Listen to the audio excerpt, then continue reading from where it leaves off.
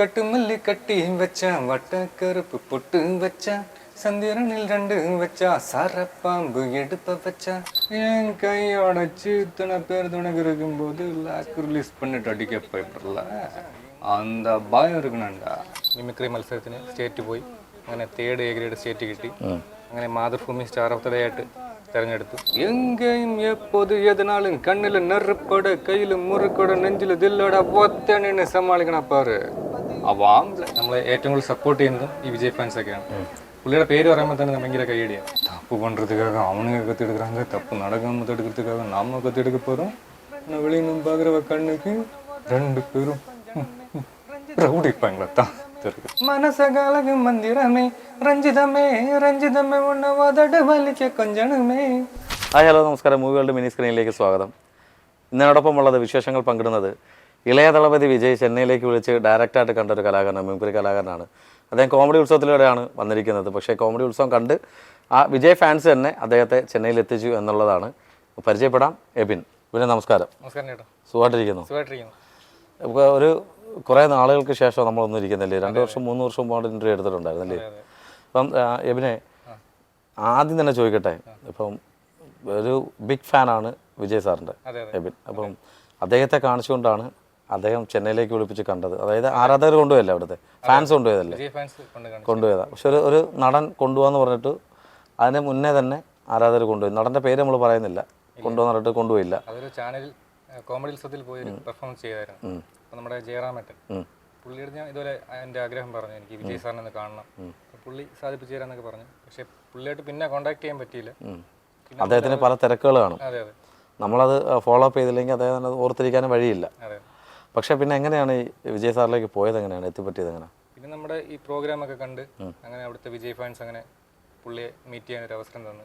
അങ്ങനെ പോയി കണ്ടേ. അങ്ങനെ പോയി കണ്ടപ്പോൾ ഉണ്ടായിട്ടുള്ള അനുഭവം, ഒരു എക്സൈറ്റ്മെന്റ് എന്തായിരുന്നു? ഞാൻ ഒട്ടും പ്രതീക്ഷിച്ചില്ല പുള്ളിയെ കാണാൻ പറ്റുമെന്നൊക്കെ. ഞാൻ മിമിക്രി വന്നത് തന്നെ പുള്ളിയെടുത്തുള്ള ഇഷ്ടം കൊണ്ട്, അദ്ദേഹത്തിന്റെ വോയിസ് പഠിച്ചാണ് ഈ ഫസ്റ്റിലെ. അതെ അതെ. അപ്പോൾ ഞാൻ തുടങ്ങുന്നത് കലോത്സവത്തിൽ നിന്നാണ്, സ്കൂൾ കലോത്സവം. അപ്പോൾ നമ്മുടെ പുനലൂർ ഗവൺമെന്റ് ടീച്ചേഴ്സ് സ്കൂളിൽ നിന്ന് മിമിക്രി മത്സരത്തിന് സ്റ്റേറ്റ് പോയി അങ്ങനെ തേർഡ് എ ഗ്രേഡ് സ്റ്റേറ്റ് കിട്ടി. അങ്ങനെ Mathrubhumi star of the day ആയിട്ട് തിരഞ്ഞെടുത്തു. എബിനെയാണ്. അതെ അതെ. അപ്പോൾ അവിടെ നിന്നൊക്കെയാണ് ഈ മിമിക്രിയുടെ ഒരു തുടക്കം. അത് എത്രയാണ് പഠിക്കുമ്പോൾ? ഞാൻ +2 പഠിക്കുന്നു. +2. അപ്പോൾ നമുക്ക് ആദ്യം വിജയ് സാറിനെ തന്നെ ഒന്ന് അനുകരിച്ചാലോ. കാര്യം അതിലൂടെയാണ് മിമിക്രിയിലേക്ക് വരുന്നത്, അതിലൂടെയാണ് തേർഡ് എ ഗ്രേഡ് കിട്ടുന്നത് കലോത്സവത്തിൽ, സ്റ്റേറ്റ് കലോത്സവത്തിൽ.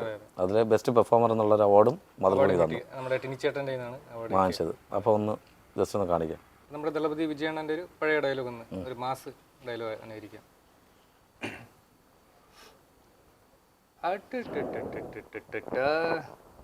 எவ்வளவோ பண்றோம், இது பண்ண மட்டுமா?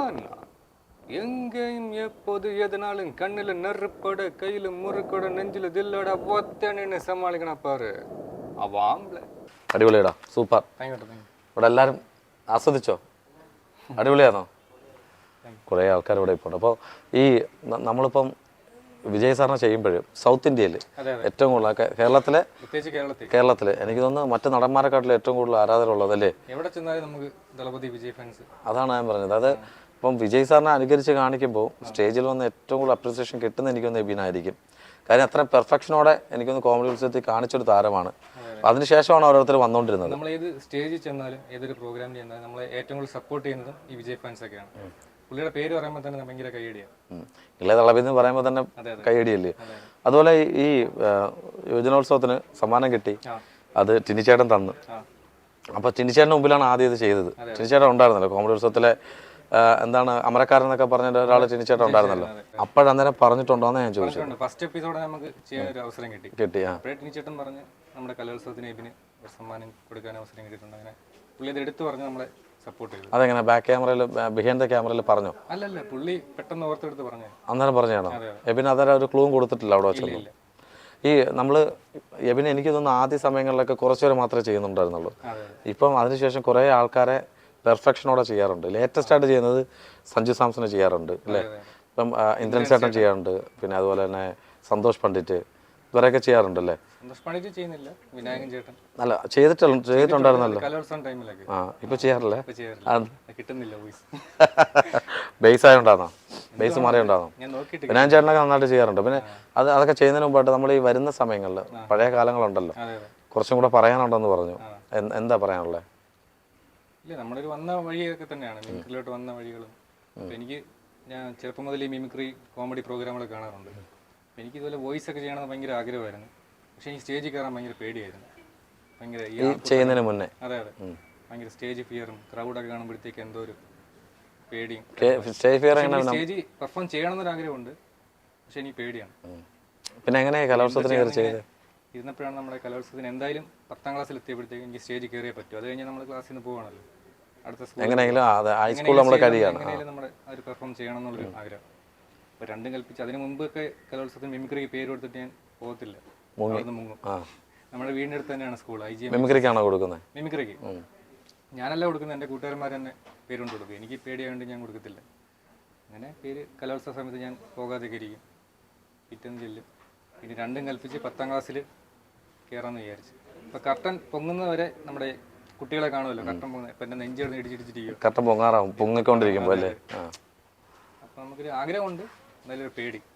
കർട്ടൻ പൊങ്ങി ഫസ്റ്റ് വോയിസ് ചെയ്തപ്പോഴത്തേക്കും നല്ല കൈയടി. അപ്പോഴത്തേക്ക് ആ ഒരു പേടി. ഫസ്റ്റ് വോയിസ് വിജയ് സാറിന് തന്നെ ചെയ്തത്? അല്ലല്ല, അതൊരു പാമ്പാട്ടിയുടെ മകടി എന്തായാലും. ആ മകടി ഒന്ന് കാണിക്കാവോ? പാമ്പാട്ടിയുടെ മകടി കേട്ടോ.